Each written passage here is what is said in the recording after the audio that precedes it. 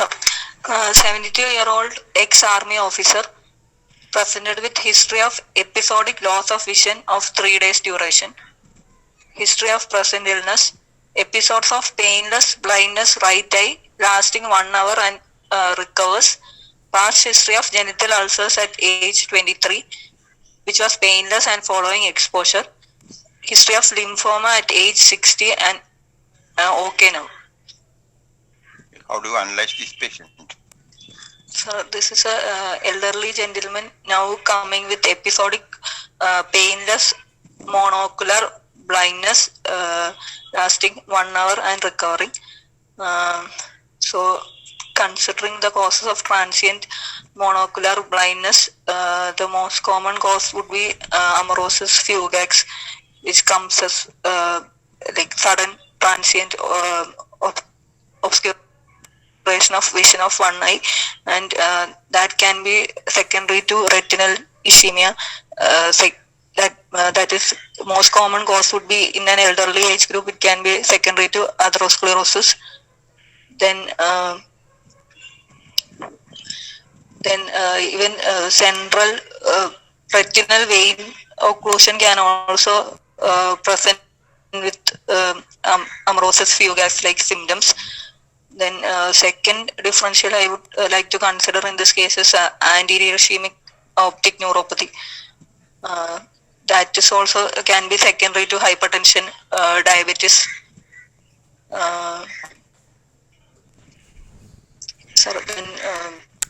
Anything else?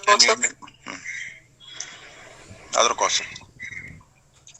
Other causes, optic neuritis and all, there will be associated pain will be there.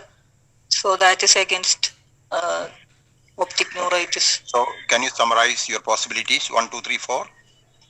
So first possibility is amaurosis fugax secondary to atherosclerosis. And second possibility, anterior ischemic optic neuropathy, that can also be secondary to any systemic diseases like hypertension, diabetes. Then lower down, we have to consider the differential of optic neuritis. Right. So is this atherosclerosis producing ischemia reversible, episodic? Is it possible? So if transient occlusion, if it goes in for a prolonged occlusion, then patient can have retinal infarction and complete blindness. But if it is transient occlusion, then it can be reversible. What else you would like to ask this patient about his blindness?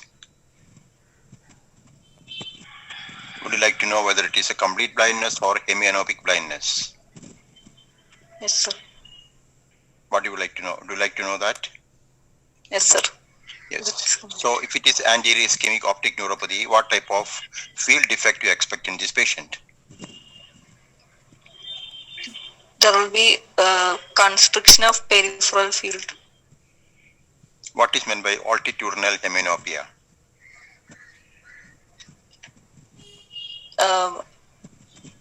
Unable to see the superior fields, visual field.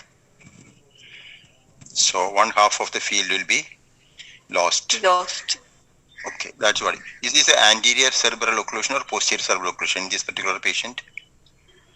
Anterior tertiary vessel disease or a posterior circulatory problem? Internal carotid. Why do you say it is a anterior circulatory problem, not a posterior circulatory problem?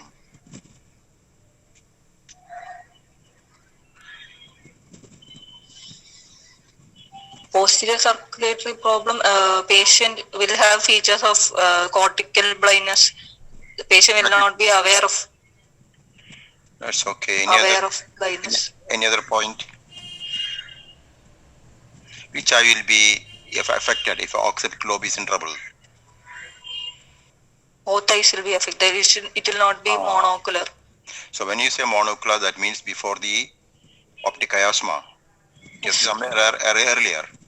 Do you consider the possibility of TIA in this patient? Yes, can be TIA also. Can be TIA. Because it's episodic with complete recovery. So is it a common thing or is it a rarer than AION? Is it rarer than your atherosclerosis? What do you think? Out of the possibility. So why didn't you say that first? Okay, go down the list. He has got episodes of pain. His past history of genital ulcers at age of 23. And it is painless and following exposure. So what is the differential diagnosis you draw at this time? Sir, first would be history of this painless genital ulcer. First would be possibility of syphilis. So syphilitic ulcer. Can syphilis produce blindness? Sir, later stages of syphilis can have eye involvement. In what form? There can be uveitis, panuveitis in secondary syphilis, and neurosyphilis. Typically, it won't produce blindness, but there can be pupillary abnormalities. Can vessels be affected in neurosyphilis? Yes, it can produce vasculitis. Meningovascular type is possible. Yes. And he had lymphoma at the age of 60 and he is okay now. So this is your way of thinking. Okay. So you identified some problems and TIA, painless ulcer and lymphoma comes to the list. Yes, you have rightly pointed out. So define TIA. So it's a transient weakness of one side of body which with complete recovery. Usually it lasts less than 24 hours. Yes, the first part of the statement you made is weakness of one side of the body. Did this patient have weakness of one side of the body? No, sir. No. Any neurological symptom. Any neurological symptom, which can be what all forms? Visual, sensory, visual, sensory or motor abnormality. Motor. Any other abnormality? Can be the form of speech problems? Cranial nerve. So the definition went wrong. It is a transient neurological deficit of vascular origin, and conventionally it used to be defined as something that recovers within 24 hours time. Over a period of time, people started observing that even if it's less than 1 hour, imaging will show areas of infarct. So currently definition says that it is not the 24-hour cutoff. It is whether there is ischemia is present when you call it TIA or infarct is present when you call it as stroke. What is the pathogenesis of TIA?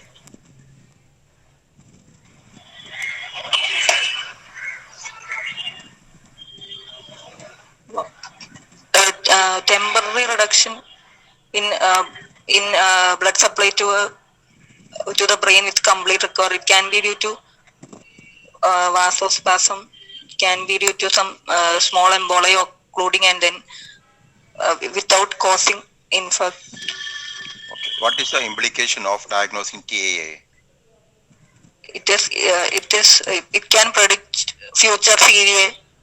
It is a predictor of patient with the TIA should be evaluated early and started on antiplatelets to prevent future CVA. Future CVA, that's the problem. So to prevent future CVA, that's the implication. They go for stroke, you can prevent it. This is just like investigating unstable angina. It's an emergency. What investigations and what treatment you plan for this patient? For any TIA?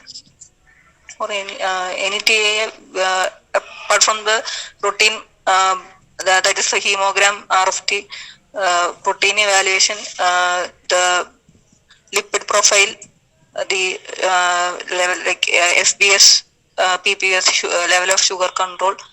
Then we can take a imaging CT brain to look for any infarct, cardiac evaluation with echo to rule out any structural abnormalities of the heart, ECG, X-ray.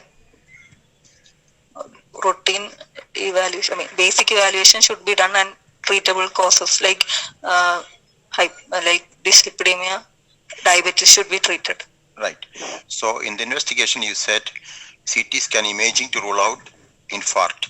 Basically the imaging is done to rule out hemorrhage and neoplasia into which there may be bleeding taking place, which can also present as TIA. The first aim is to rule out hemorrhage if at all. Second is to find out stroke. And other investigation you already mentioned, but you forgot to mention one investigation, namely ultrasound, Doppler of the carotid. Carotid system. Yes, sir. That is something you have missed. What's the prognosis of this patient? Or any TIA? If we detect and treat early, then we can prevent progression to severe. Okay. So now come to the ulcers. She had ulcers following exposure. And the possibility you said about primary chancre. Is there any other possibility? Other genital infections like LG, lymphogranuloma, venereum can present with painful ulcers. Well, painless ulcers also. Any other possibility?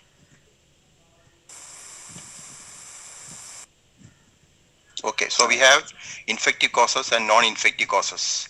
And infective causes can be painless or painful, and we have plenty of non-infectious causes. So let us look at the infective causes. Two painless things are there. One is primary chancre, we have said, and there can be lymph nodes which are painless or sometimes minimal pain. LGV, again, is very small, painless one, but lymph nodes will be there and it will be painful. So there are two differential diagnoses come here. But if you come to herpes, there will be multiple, painful and shallow, and lymph nodes will be painless. If you come to chancroid, it is painful and lymph nodes also are painful. Granuloma inguinale, red, painless lesion with pain or no pain in the lymph nodes. So this is how we distinguish between among the different types of ulcers following exposure. Mainly infections we are talking about, and we have many non-infectious causes. Have you heard Behçet syndrome? Yes, sir. Yes. Drugs can produce ulcers. What are they?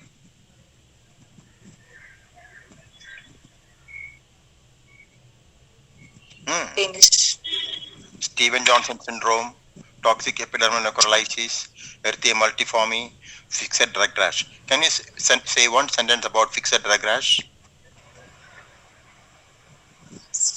Because following drug exposure. It may produce a blister-like appearance and leaves behind a high-colored lesion, which will be permanent. And whenever you take the same drug again and again, same site, same type of lesion appears, stereotyped pattern. There can be other causes like trauma and inflammatory bowel disease and so on. So, definition of TIA, episodic transient neurological dysfunction caused by focal brain, spinal cord, retina, ischemia, but without infarct. When infarct is called as stroke. In the original definition, which is also given in textbooks as of now, that is something that takes place in 24 hours, and definition is as per the time period. But new definition is, it is a biologic tissue injury that decides whether it is stroke or TIA. But sometimes it is very difficult to distinguish the infarct has taken place or only ischemia. And to be honest, both terms are interchangeably used. But the warning is, within 3 months, 10% of the TIA patients will develop CVA, stroke. That is implication of detecting TIA. And if you look at hemiplegia patients, 30% of them had TIA earlier, which they ignored or their doctor ignored. So anybody coming with TIA has to be taken seriously, because these 30% stroke patients, if somebody had detected TIA and given appropriate treatment, we could have prevented stroke. So stroke is a preventable disease provided you detect TIA and go for the treatment, just like you treat unstable angina.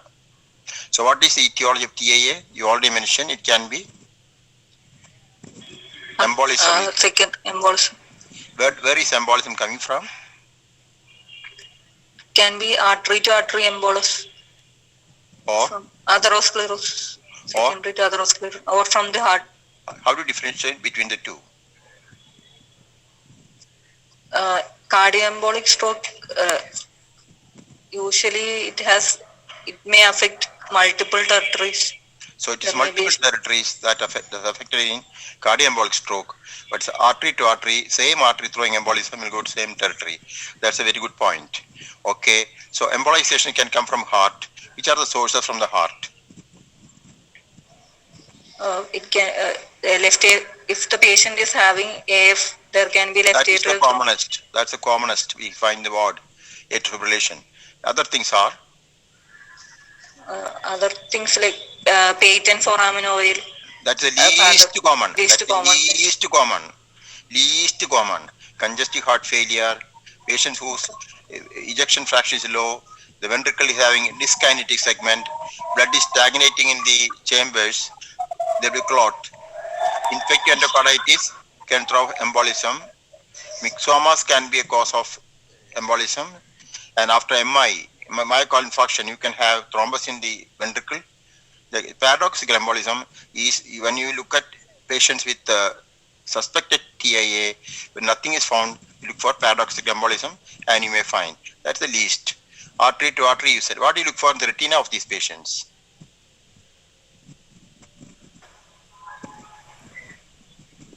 You may find branches of the artery is occluded and you can see embolus sitting there. And what will you do in the physical examination? Look for carotid bruit. If it is a carotid system, carotid bruit. If it is a vertebral system, vertebral bruit. And if it's vertebral bruit or carotid bruit, either way, you have to check whether both pulses are present. If not, you check for blood pressure for anisosphygmia. Okay. There are other conditions producing TIA like arterial diseases. Which are they? In female, fibromuscular dysplasia. Atherosclerosis is common. You already mentioned it. Then third thing is vasculitis. Fourth one is infection producing inflammation of the blood vessel like TB. Yes, sir. Lewitic infection as in our patient. Yes. And then hematological problems which increases the viscosity of the blood or alters the circulation like polycythemia. Sickle cell can occlude the vessel. Appla can be the problem or any hypersensitivity reaction can occur. So don't miss hematological problems, don't miss arterial causes. So TIA means you have to keep all the options as within the table in your mind and proceed. We should not take for granted. What's the age of this patient? 72. So out of these, which are the possibilities not possible with this patient? Not possible. Fibromuscular dysplasia because it's more common in females. That's right, young female. So rest of it is all possible in this patient. So we'll keep our mind open. So we are going to put a differential diagnosis now. Tell your differential diagnosis. Sir, considering all possibilities, first would be syphilis, neurosyphilis. So what are the episodic diseases of neurology? This patient had episodic loss of vision. What are the episodic diseases? Migraine. Migraine. How to differentiate migraine from this condition? There will be headache associated photophobia, phonophobia. That's good. Previous. Good. But the problem is migraine usually starts before the age of 40 years. Any migraine starting after 40 is not possibly migraine. So migraine is also episodic disease, not possible in this patient. Other conditions coming episodically. Seizures. Can be seizure. No prior history. No prior history. Aura is not there. And visual loss alone is not the way the seizures appear. Yes. But anything else?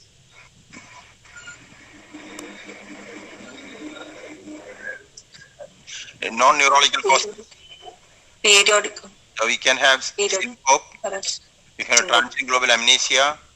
You can have ear-related problems like benign positional vertigo. You can have conversion reaction related to the pressure overload of the patient. And hypoglycemia is well known to produce as episodic neurological deficit. So episodic disease of neurology, I have given only a few examples. There can be periodic paralysis. There can be Yes. myasthenia. So many things are there. We are giving only few here. So how do you assess TIA? What is the type of weakness that the patient is having, duration of weakness, whether the patient has any associated symptoms like any palpitation. The bystander Then is asking you a few questions. Question number 1. What is the diagnosis? What will you say?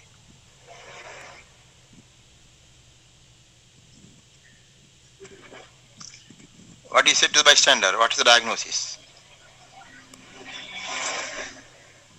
TIA. Question number 2. Can I take my husband back home?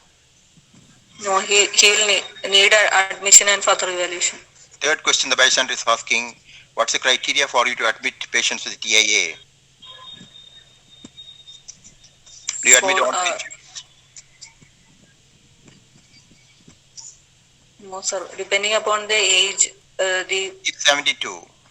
Higher age group, presence of hypertension, confusion associated like diabetes or comorbidities, and all, there will be higher chance. So what is that called? ABCD score. So you go for ABCD score. A means age, B means blood pressure, C means Confusion.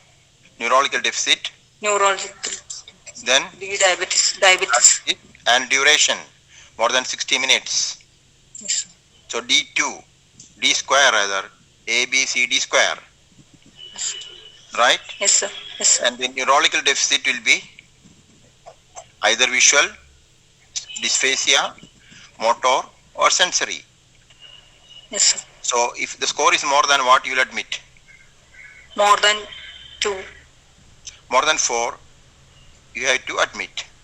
What's the next indication to admit patients? Assessment includes whether to admit or not. So in Those with crescendo TIA needs admission. What is meant by crescendo? progressing deficits in What more than 2 or more occurring in the 24 hours is crescendo TIA. So the patient's questions are very pertinent. Last question the patient asking is, what will happen if I don't admit and treat? there will be a chance of complete CVA can occur. So Are you sure 100%? since it's a preventable cause, we need to. The question is, are you sure 100% or how many percentage you will develop CVA? So your assessment will include 10%. CT scan, you already said. Do you play ultrasonography? You already said. ECG, echo, Holter. Holter, you didn't say. Holter, relevant cases. If you don't find anything, the Holter has to be done. You have to check for all these things. You have correctly told all the lab investigations. Then what are you going to do now? Starting on antiplatelets. One or two?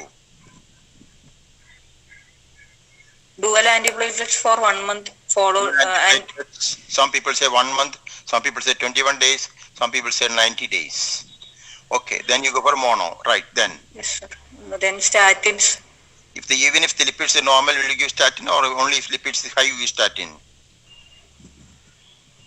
Patient with who's a non-case of diabetes and all, you need to give statins. Whether you are diabetic, whether your lipid high or not, statin is compulsory to start. Yes, How does statin help? Endothelium stabilizing agent. Yes. Control the blood pressure, you control the diabetes. What else will you do?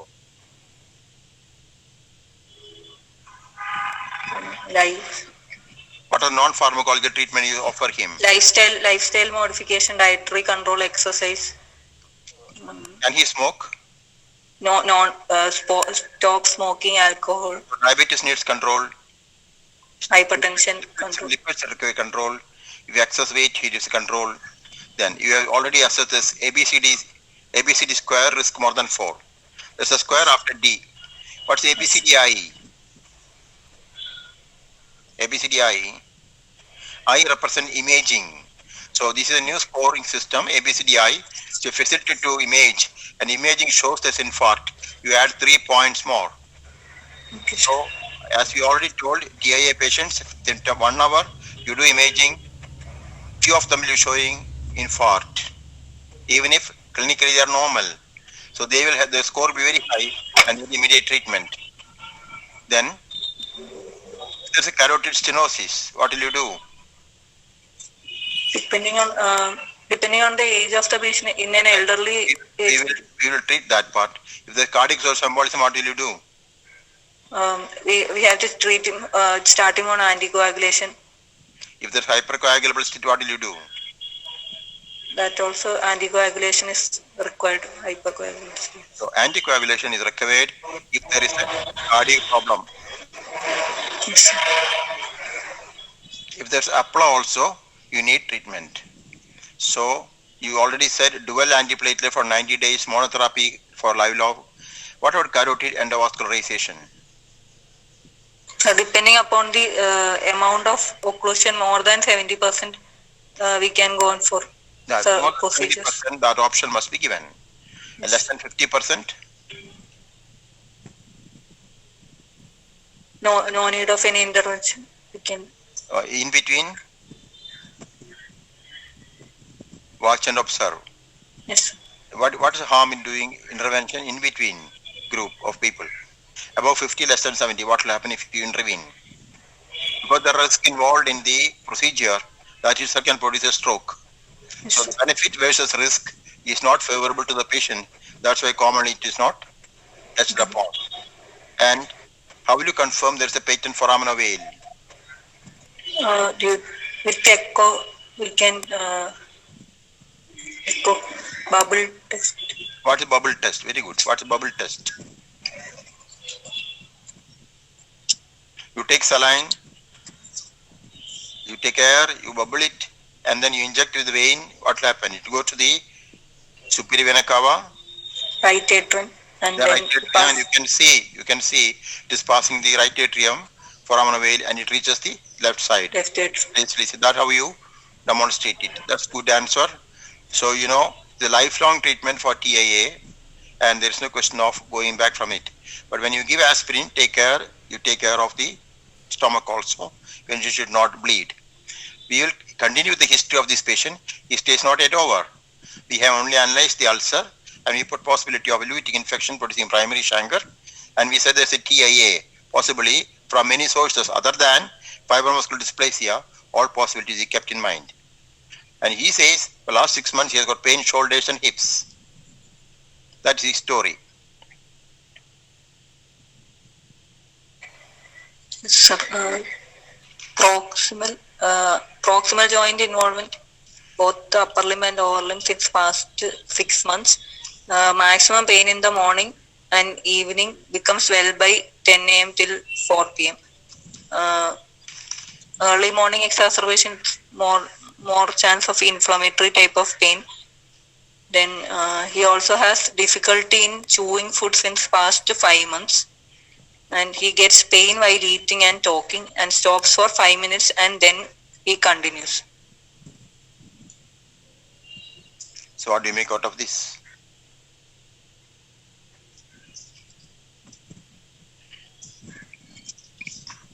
No. Poor man cannot eat. Poor man cannot drink. Poor man cannot talk with his friends. Why?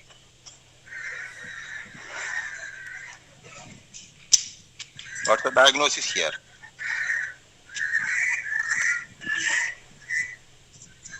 Spasm of muscles, oropharyngeal muscle spasm. Muscle spasm. Every day morning he gets muscle spasm. Is it possible?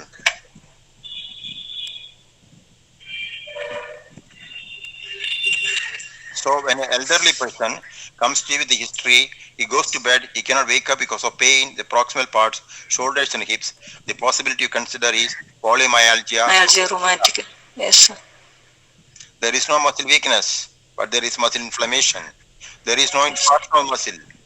But same time, the patient may have some joint pain, maybe in the knee, maybe in the shoulder, maybe in the sternoclavicular joint. There may be some problem. So the first part of the story is possibly polymyalgia, rheumatica. Yes, sir. This is possible to diagnose only if we take the proper history and take review of system. He came only with visual loss. You probed further. Do you have any other complaint? Then he came out with it. In last 5 months, he had difficulty to chew food, and he had pain while eating, and he stopped eating. So what is happening? What's happening? What's your inference? Pharyngeal muscle. Pardon? Pharyngeal muscle involvement. So this particular patient is having what is called as jaw claudication. What are the muscles required for eating? The muscles of mastication. Name them. The temporalis, lateral medial pterygoid, buccinator. Not buccinator. Yes, sir. Not buccinator, no. Masseter. Which blood vessel supplies these areas, these muscles? Trigeminal nerve. Motor part of. Which artery supplies it? Claudication refers to blood vessel. Yes. Sorry for the wrong question. Maxillary. It's supplied by which blood vessel? Maxillary. Maxillary artery. Is a branch of which blood vessel?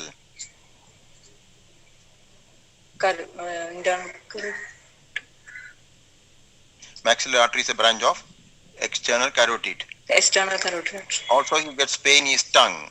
Tongue is supplied by which artery?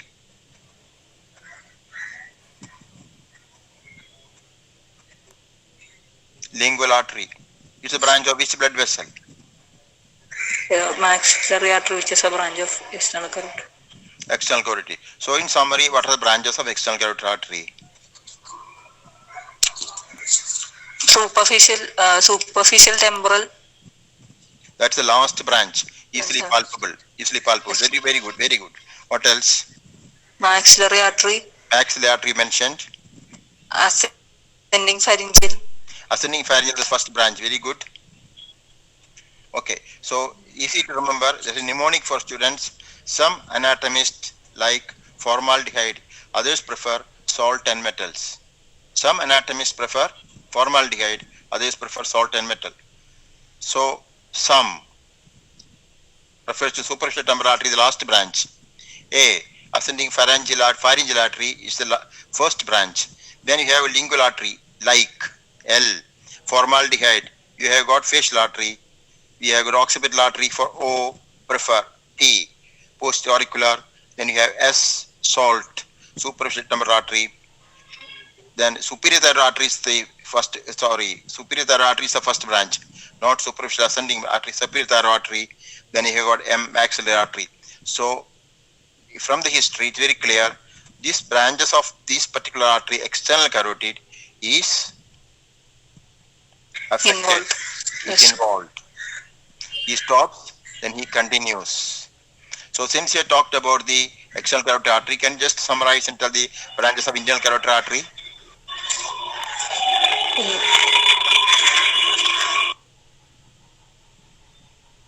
Internal carotid artery? Middle cerebral artery. Middle cerebral, anterior cerebral is the last branch. Before that? Then retinal.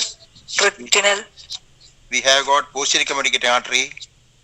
You got anterior choroidal artery, and then you got ophthalmic artery. Yes. Right? Yes, sir. So that completes the problem. So far, what are the problems you identified? Sir, there is painless episodic monocular blindness. No. When you say problem, you don't repeat the history. You tell the diagnosis. That's the problem. There is history of TIA, history of painless dental, also probable syphilitic stanger. Then history of lymphoma 60 years back. Then polymyalgia rheumatica. History of jaw claudication suggesting involvement of branches of external carotid artery.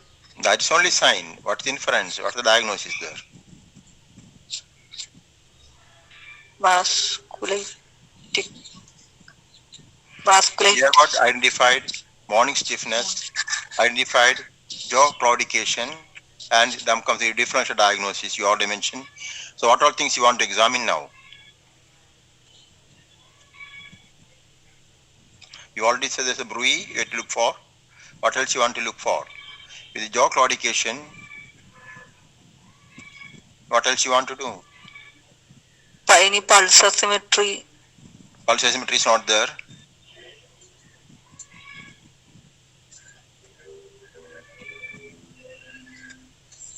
Fundus. Fundus we could not much. Okay. You want to examine fever of this patient. This is his examination findings. And only finding is the last part. What is that finding? Marcus gun pupil on right side. What do you make out of that? There is a optic nerve is affected on the right side. It suggests optic neuritis. There is relative afferent pupillary defect. Are you sure it is optic neuritis or it can be vascular also? It can be vascular also. Can be vascular also. So how do you elicit this Marcus gun pupil? Swinging flashlight test. We need to shine torch on one eye and rapidly move it to the opposite eye. And when we shine the torch on the affected eye, instead of constricting, the pupil may dilate. And on swinging the flashlight to opposite eye, there is the normal consensual reaction. Constriction of pupil may be there. What you do is, in this patient, you are applying torch on the left side. Yes. Both pupils constrict. Yes. Left side torch, left side light produces direct constriction on the left eye and consensual constriction on the right eye. At that point, you are bringing the light to the right side and you find left eye is constricting, which was constricting, now is slowly dilating, but you find right eye is also dilating, meaning thereby the direct light reflex is weaker than consensual light reflex. You understand my point? Yes, sir. That's it. So that is what Marcus gun pupil is. So we have localized the patient's illness on the afferent part of the visual pathway, right optic nerve. It's supplied by which blood vessel? Central retinal artery. Central retinal artery supplies the retina, no? Have you heard a blood vessel called as posterior ciliary artery? Posterior ciliary, yes, sir. Posterior ciliary artery. It's a branch of ophthalmic artery. So you are localizing the patient's illness both on the internal carotid system and external carotid system. Now you are permitted to touch the patient and elicit one sign. Which sign you want to elicit in this patient? Fundus you already examined. One more you can do. You have palpated the scalp and there is tenderness along the superficial temporal artery. What's your diagnosis now? Giant cell arteritis, involvement of vasculitis involving the. Okay, so this is what has happened. Now, what's the diagnosis? Larger cell vascular. The polymyalgia rheumatica with the temporal arteritis with the history of TIA. What else you would like to examine now? Scalp tenderness, bruit, fundus, and all other pulses. Why do you want to see all other pulses?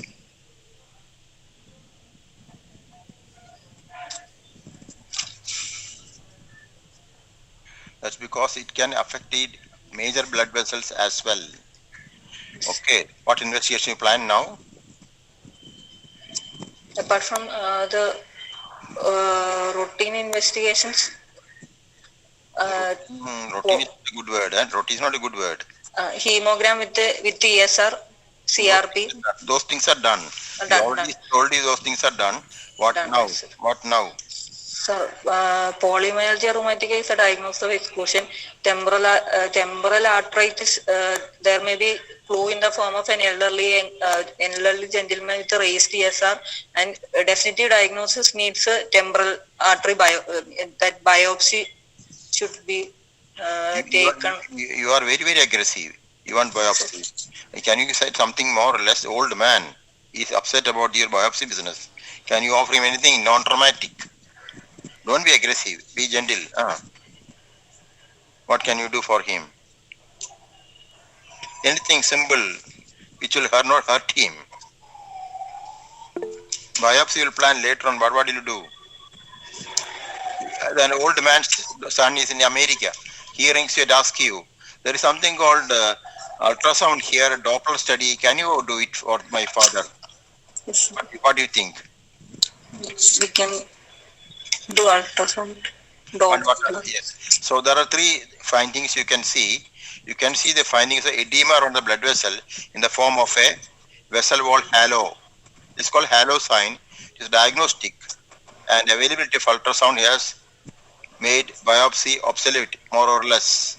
Second thing is you can see stenosis of the blood vessel manifested as disruption of the turbulent flow expected. The third thing is you can see occlusion as evidenced by color signals will be absent. These are three things you get in case of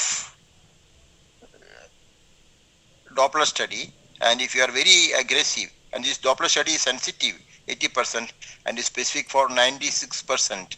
So bedside tool, you take the patient from the casualty to directly to the ultrasound room, you get the diagnosis.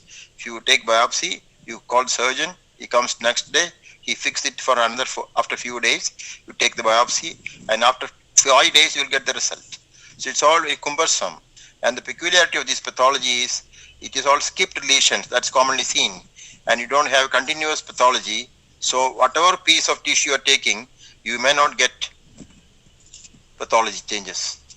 So you have to take a long piece like 2.5 centimeter minimum, even that may not be enough. So of late, the biopsy is less preferred. Since you already gone for biopsy, what are the findings on the biopsy? Granulomatous changes. What's the name of this disease? Giant cell arteritis. So you find infiltration by the multinucleated giant cells. That's why it's called as giant cell arteritis. Number 2, you find disruption of the interelastic membrane.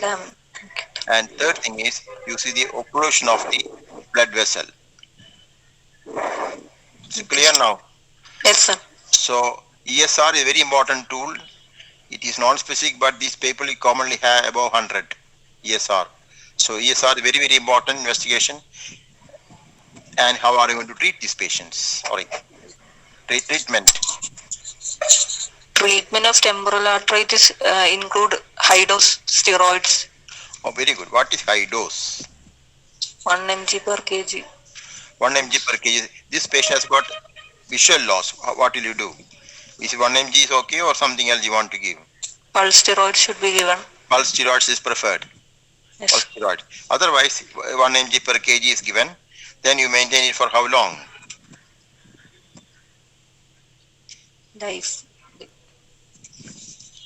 How long you'll give? How long you'll 3 give? Pardon? If the visual loss is permanent, you give 60 milligram minimum. And you commonly you don't give for lifelong. You give for 1 year, 2 year like that. And old people, there are a lot of side effects of steroids. What are they? There is increased chance of ulcers and bleed. Then there is increased chance of osteoporosis. Then and osteoporosis fractures. Then patient can go for Cushingoid features can develop. So invariably you have to give them calcium, vitamin D, and bisphosphonates. Yes, sir. For osteoporosis prevention, invariably you have to give them PPI. Invariably you have to give them statins. Invariably you have to give them aspirin. These are must for this patient, and duration of treatment is variable. It will take time, minimum of 1 year, sometimes 2-3 years. Will have to go like that. Will you do PET for these patients? PET scan? PET scan can miss. The lesion is small. So it's not the preferred way of investigation. Although some of the bystanders may ask you whether can you do it or not. So make sure. So going back to the basics of this patient, why do they get visual loss? Vasculitis of the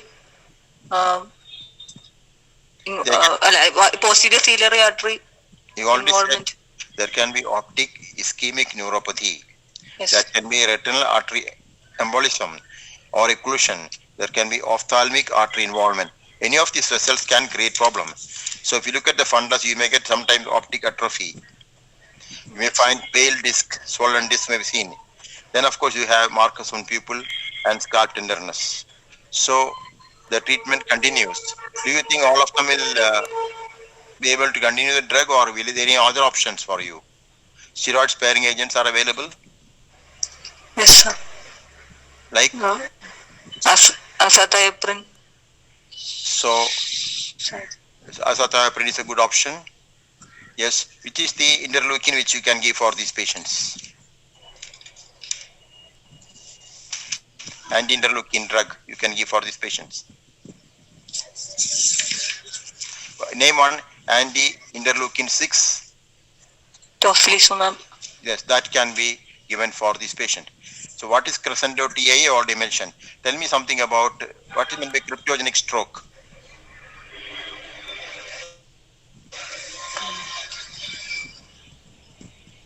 Cryptogenic stroke is where you find stroke, nothing can be seen, all blood vessels are normal, imaging is okay. Such patients are called as cryptogenic. Okay.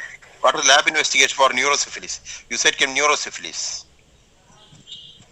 Yes, sir. LP study can be done, which LP study can be done, which shows lymphocytic pleocytosis. Yes. So everybody with lymphocytosis is having neurosyphilis. Then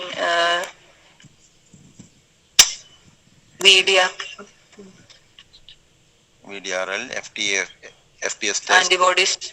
Treponema pallidum hemagglutination. So you have to read about it. It's quite big topic. I will not tell everything, but you said there is a history of ulcer, painless, healed.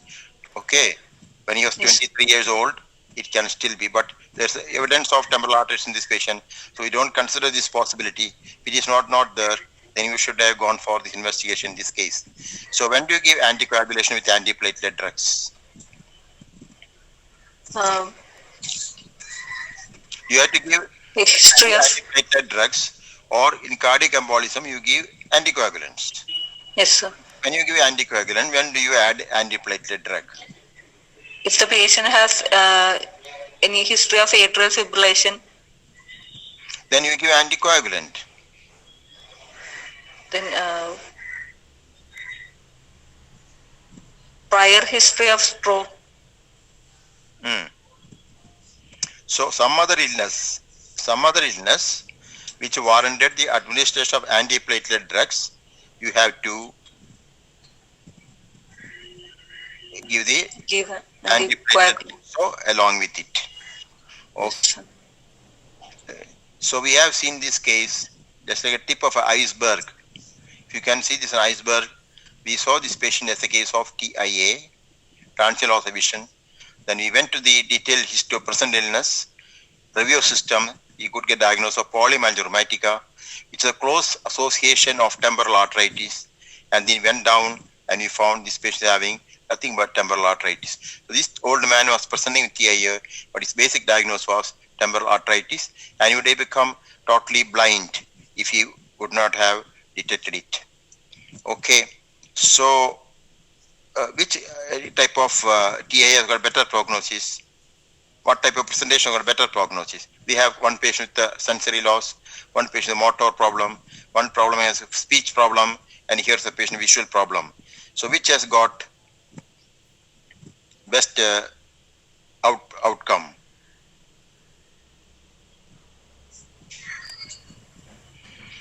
One patient with the TIA hemiparesis, another one with the visual problem.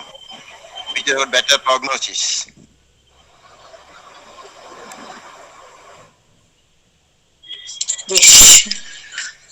Visual problem has got a better prognosis compared to other patients. So we said temporal arteritis go hand in hand with polymyalgia rheumatica. Now can you compare and contrast the two? Polymyalgia rheumatica usually involves the proximal joints. Both conditions, age is more than 70. Yes, sir. So there are old people. Both of them will have more or less same HLA haplotype. Both of them will have same type of cytokine problems.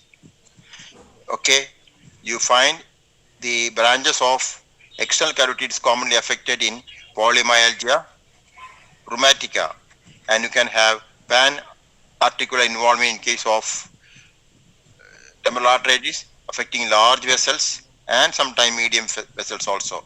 And both these conditions usually coexist. That means temporal arteries patients have got polymyalgia rheumatica. Polymyalgia rheumatica patients have got temporal arteritis. Polymyalgia will not produce blindness, so it's not an emergency. Other than the patient cannot walk. But temporal arteritis produce permanent blindness, so it's an emergency for us. And polymyalgia rheumatica, you give a small dose of prednisolone. They do very well. But here you want anti-inflammatory dose, 1 mg per kg, body weight is required. And no blindness in polymyalgia rheumatica. Here we have some amount of problems. So this is what we want to discuss today. Topic of simple straightforward TIA, but going down you found it is more than that.